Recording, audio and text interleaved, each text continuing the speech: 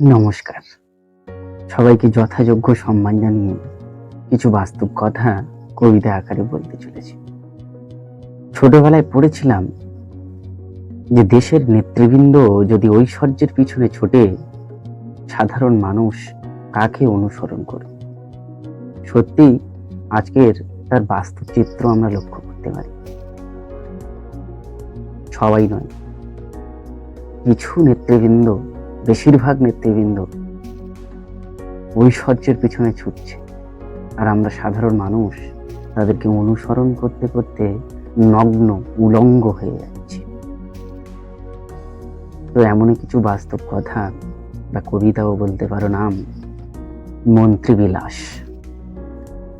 মরণ যেখানে নিশ্চিত, আজ জীবন হয়েছে পণ্য। মিথ্যা শাসন যেখানে চলছে, নীতি কথা সেথা বন্য। যুবরা পাচ্ছে বেকার ভাতা, নাকি উন্নয়নের ফল? চাকরি সেখানে চুরি করে সব মুখোশধারীর দল। দুর্নীতিতেও দূষণ ঘটেছে, বাদ বিচার নাই। মুখোশধারী রাজা মন্ত্রী যাহা পায় তাহা খায়। ধর্ম হয়েছে ভোট ব্যাংক আজ, মানবতা গেছে ঝরে। মানুষ এখানে ভোটার, এখন মূল্যবোধ গেছে মরে। সমাজ বিরোধী সমাজের উড়েছে ঘুম। স্বার্থপরই স্বেচ্ছাসেবী, শুধু ফটো তোলার ধুম। বুদ্ধিজীবীরা বিকল হয়েছে, চোয়ালে ধরেছে খিল।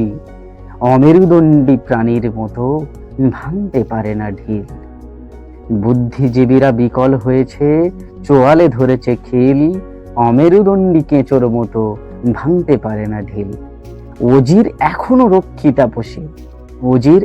রক্ষিতা পোষে, নিশি যাপনে পানশালা। বিধান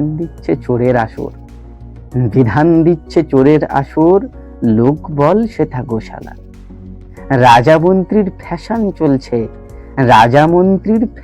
চলছে পাঞ্জাবি আর কোটে।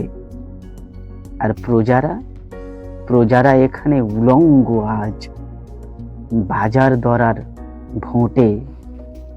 নমস্কার। যদি ভালো লাগে, যদি কথাগুলো সত্যি বলে মনে হয়, তাহলে শেয়ার করুন।